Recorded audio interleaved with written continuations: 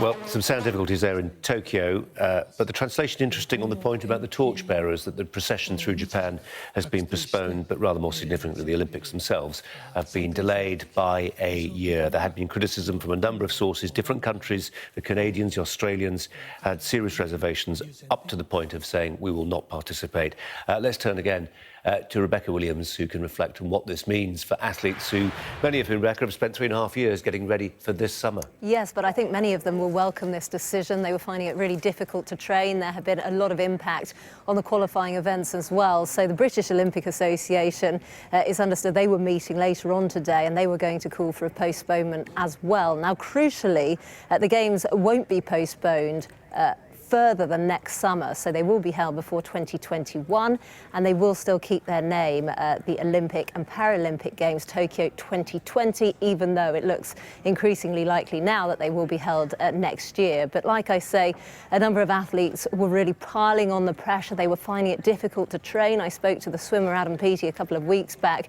He was still training at that stage, but he said a postponement would be the most likely option. He told me that competing behind closed doors without the crowds would be really, really tough, and they'd have to find ways to motivate themselves.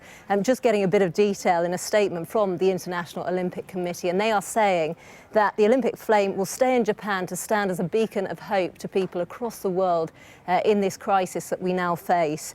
And they are hoping that the Olympic Games next year will now be a celebration when hopefully the spread of the coronavirus has abated somewhat. But this was all decided in a meeting this afternoon between the International Olympic Committee, the organisers of the Olympics and the Japanese government. And the Prime Minister in Japan, Shinzo Abe, had asked them to postpone the Games by a year. And that has now been agreed to by the International Olympic Committee. But like I say, for the last few months, they have been saying it definitely would go ahead. It would still go ahead as planned, even though we saw the spread of coronavirus in Asia and then in Europe. They said, no, it will still go ahead. Every single day we had reaffirmance from them. But now it seems that they have made this U-turn, and that comes after pressure, not only from athletes, but also governing bodies, Australia, Canada. They said they wouldn't be sending teams this summer, but now we have the confirmation, and it seems that the Olympic Games will be postponed. They have only been cancelled 3 times in recent history, and those were down to the First World War and the Second World War. So this is incredibly significant. Yeah, Rebecca, stay with us. If you are just watching, it's just turned 1 o'clock. The news this lunchtime is that the Tokyo Olympics, scheduled for 2020, have been delayed, postponed by a year, not least because of the reservations that were publicly expressed by a great many different international committees across the world. And it would appear that that has, to some degree, forced the hand of those officials who, in Japan, Rebecca, it's worth making the point, and we remember this from the London Games, don't we?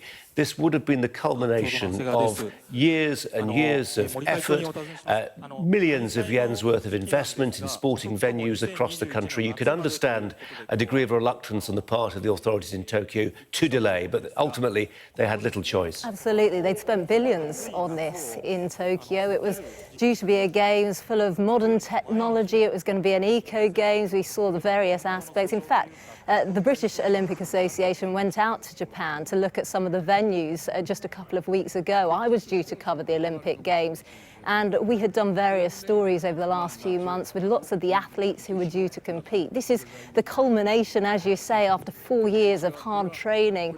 This is what they aspire to. I spoke to the Sky scholar and gymnast Joe Fraser a few moments ago. He's bitterly, bitterly disappointed. He was desperate to go to the Games. This is, you know, a once-in-a-lifetime opportunity. And he said that at the moment, though, it's not possible for him to train. We are essentially in lockdown. And so lots of athletes are coming out. We've heard from the heptathlete, Katarina Johnson-Thompson, who's based in France.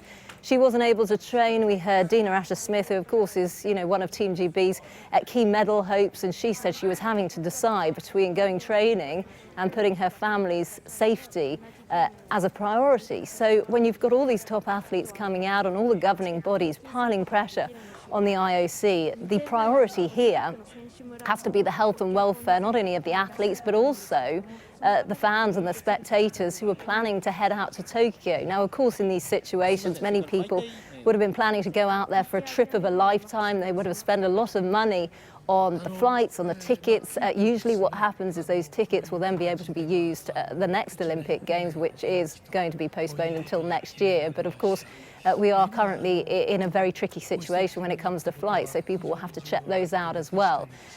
But this seemed like the inevitable decision, really. We knew this conference call was going to be held this afternoon between the IOC, between the governing bodies and the Japanese government, and it was, like I say, the Japanese Prime Minister Shinzo Abe who called for that postponement until next summer.